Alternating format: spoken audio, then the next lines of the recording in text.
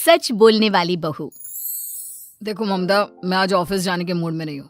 किसी का फोन आया ऑफिस से तो बोल देना कि मैं घर पर नहीं हूँ, किसी जरूरी काम से गांव गया हूँ। ठीक है, मैं चला सोने, बाकी मैं संभाल लूंगा। ममता बेचारी, जैसा नाम वैसा ही नेचर। ना कभी झूठ बोला, ना फरेब, ना किसी से चालाकी की, ना किसी की पंचायत। सुन लेती है पति की बात और फिर कुछ देर बाद फोन आता है। हेलो, कौन? मैं सुनील का बॉस बोल रहा हूँ। दफ्तर में इतना काम पड़ा है, अभी तक ऑफिस नहीं आया। वो क्या कर रहा है? फोन दीजिए उसे। जी वो तो सो रहे हैं। कह रहे हैं कि आज गर्मी बहुत है तो घर के मजे लेंगे। बॉस को बीवी की बात पर गुस्सा आ जाता है। तो उसे बोल दीजिएगा कि अब घर में गर्मी के ही मजे ले, कोई जरूरत नहीं है यहाँ आने की। ये बोलकर बॉस फोन रख देता है। ममता सारी बात सुनील को बता देती है। न जाने किस बेवकूफ से पाला पड़ा है, समझ नहीं आता। तुम्हारे कारण मेरी नौकरी चली गई। अरे झूठ बोलने में क्या जा रहा था तुम्हारा? ममता को समझ में नहीं आ रहा था कि उसकी खता क्या थी। अरे जो है वही तो बोला। फिर एक रोज, बहू, अरे ओ बहू, कहाँ है तेरा पति? इस महीने घर के खर्चे के पैसे भी नहीं भेजे। क्यों, माँ बाप की फिक्र खत्म हो गई है क्या उसे? पाए लागू माँ जी, वो ये बोल रहे थे कि माँ को क्या है, घर का राशन, खेत का पैसा, मवेशी का दूध, फिर भी न जाने क्यों मेरे सर पर भार देकर बैठी है। तभी सुनील ममता के मुंह पर हाथ रख देता है।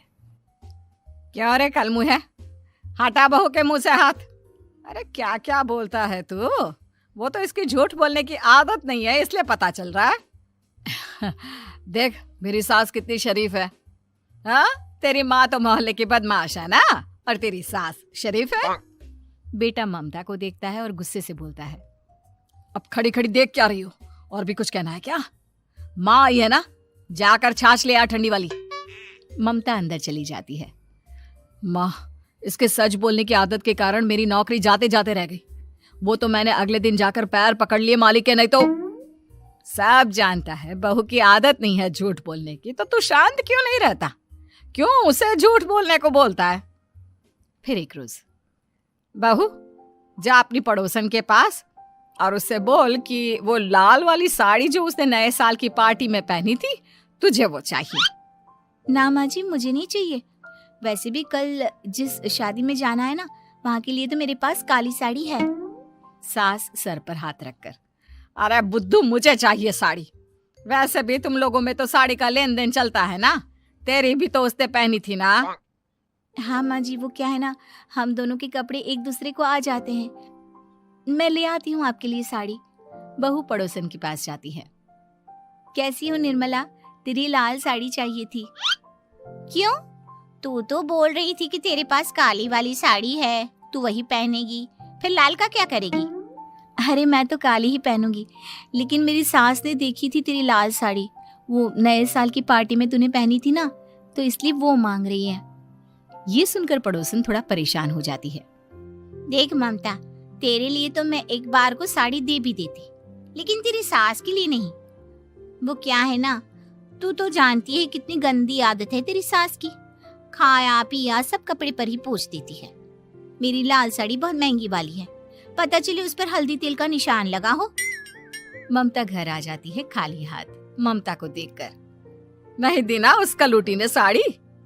अब आए तुझसे लेने तेरा सामान, अच्छे से बताती हूँ।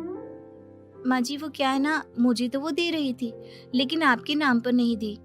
अरे किसने बोला था मेरा नाम लेने को? बोल देती तुझे पहनना है, लेकिन ना, तू तो ठहरी सच की देवी। न जाने सास क्या सोचती है और हंसने लगती है।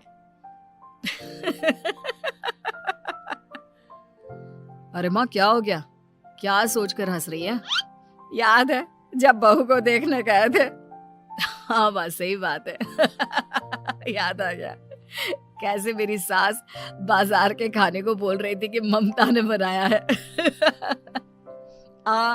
और बहू ने आकर सब बता दिया कि ये सारा खाना तो बाजार से आया है, वो भी कल्लू हलवाई की दुकान से।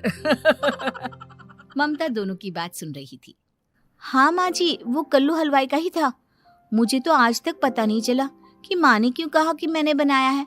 खैर, मैं तैयार होती हूँ, शादी में जाना है ना। पूरा परिवार शादी में जाता है, जहाँ खाना वाना खाकर सभी बैठे होते हैं कि एक औरत ममता की सास से कहती है, क्या बात है बहन जी, मेरी आपकी बात हुई थी तो आप तो बोल रही थी कि लाल साड़ी पहनने वाली हैं, तो मैंने ये काली पहन ली। पता होता कि आप लाल नहीं पहन रही हैं तो मैं ही अपनी लाल पहनाती। अच्छा जी, तो इसलिए पूछा जा रहा था। अरे इतनी साड़ियां हैं कि क्या बताऊं। मैंने सोचा तो था, पर ये सामने दिख गई तो यही पहन लिया। अच्छा, मेरी तो तैयारी काफी दिन से चल रही थी, फिर भी आज ऐसा लग रहा है कि ठीक से तैयार नहीं हुई मैं। तभी आ जाती है हमारी सच्ची बहू, ममता बहू।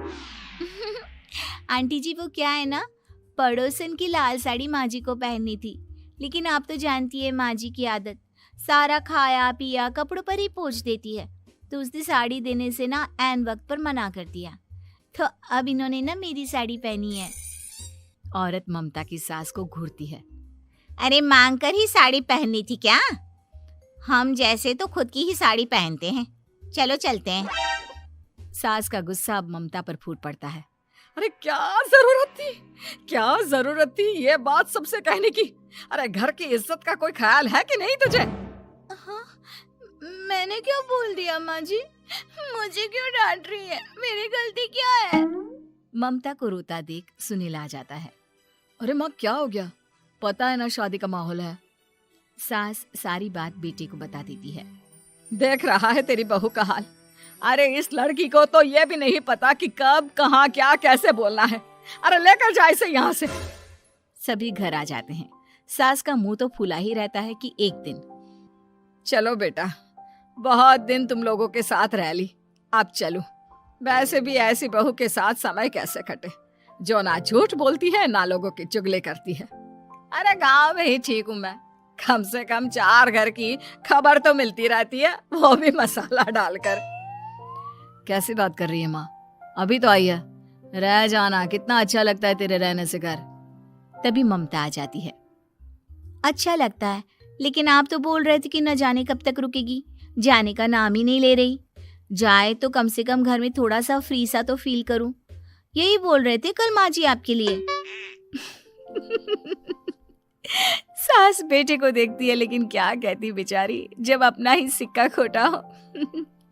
चली जाती है चुपचाप गांव। फिर एक रोज घर की घंटी बजती है। सामने खड़ा होता है सुनील का बॉस। सुनील है क्या घर में? वो क्या ना, मैं यहाँ से गुजर रहा था तो सोचा थोड़ा ऑफिस का काम डिस्कस कर लूं। ममता कुछ कहती कि तभी वहां सुनील आ जाता है। अरे बॉस, आप आइए आइए। क्या बात है, घर तो बहुत सुंदर है। वैसे भाभी जी, आपकी खूब बातें सुनी है कि आप कभी झूठ नहीं बोलती। ये तो पता नहीं, लेकिन हमेशा सिर कुछ न कुछ ऐसा बोल देती हूँ जिससे परेशानी हो जाती है। मैं ऐसा नहीं चाहती, लेकिन क्या करूँ।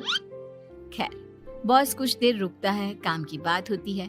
ममता के साथ सब चाय पीते हैं और जैसे ही बॉस जाने को मुड़ता है कि क्या जी, कितने नेक इंसान है, फालतू ही आप खड़ूस और निकम्मा बोलते हैं इन बॉस को। अब क्या, बॉस के कान तक खुद के लिए अनमोल वचन पड़ जाते हैं और फिर ओह, तो ये बात है। और क्या कहता है ये?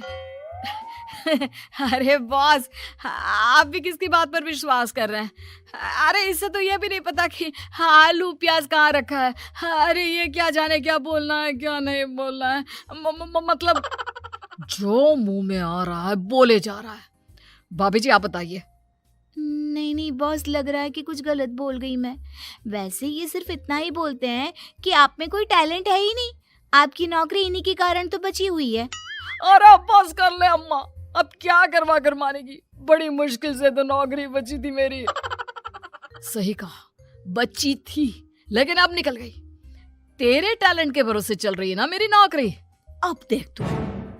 अच्छा, तो आप भी यही मानते हैं? वैसे ये बात तो है, सुनील काफी टैलेंटेड है। बॉस चला जाता है। सुनील सर पकड़कर बैठ जाता है। माना सच बोलना एक अच्छी आदत है, लेकिन ममता, आज का समय ऐसा नहीं है। तुझे थोड़ा सा समाज को देखकर खुद को बदलना होगा, समझी? जी मुझे तो पता ही नहीं चलता कि मैं क्या गलत कर रही हूँ। यकीन मानिए मैं जानबूझकर नहीं करती। सुनील सोच लेता है कि वो किसी न किसी तरह अपनी बीवी के इस भोलेपन का इलाज करके रहेगा, लेकिन सवाल ये कि कैसे का जवाब अब मिल जाता है। और फिर एक रोज ममता की माँ आती है। ममता, तुझे तो पता है तेरे पापा का काम ठीक नहीं चल रहा है, कुछ पैसों की जरूरत थी, तेरे पास हो तो मदद कर दे बेटा। ममता माँ को घर खर्चे से बचाए पैसे दे देती है। पैसे देने के बाद सुनील आ जाता है। अरे सासू माँ, आज यहाँ कैसे आना हुआ?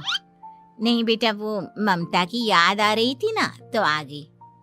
वो क्या है ना, पता है पापा का काम ठीक नहीं चल रहा है, तो माँ कुछ पैसे लेने आई थी। क्यों? यहाँ क्या पैसे का पेड़ उगा है? अरे कौन सी माँ अपनी बेटी के ससुराल का खाती है? कोई जरूरत नहीं है पैसे देने की। वापस कर दो माँ जी पैसे और निकलो यहाँ से। आगे से यहाँ पैसे लेने नहीं आना। सुनील ये बोलकर निकल जाता है। उसके जाने के बाद, बेटा ममता, तूने मेरी बेइज्जती कराने के लिए यहाँ बुलाया था क्या? अरे छोटा सा झूठ बोल देती तो तेरी माँ की इज्जत बच जाती, लेकिन चलती हूँ मैं। सास बाहर जाकर बाहर खड़े सुनील से कहती है, तेरे कहने पर बेटा हमने ये नाटक तो खेल लिया, लेकिन उसका क्या असर होता है ये नहीं पता। थोड़ी देर बाद सुनील घर आता है। देखिए, मुझे मेरी गलती का एहसास हो गया है। मैं समझ गई हूँ कि सच कितना सच होता है और उसकी कीमत आज के समय में बहुत बड़ी है। माफ करना, मैं आज से सच कभी नहीं बोलूंगी। क्या? कभी नहीं? फिर क्या, दोनों मियाँ बीवी खुश रहने लगते हैं, क्योंकि बीवी को थोड़े से झूठ की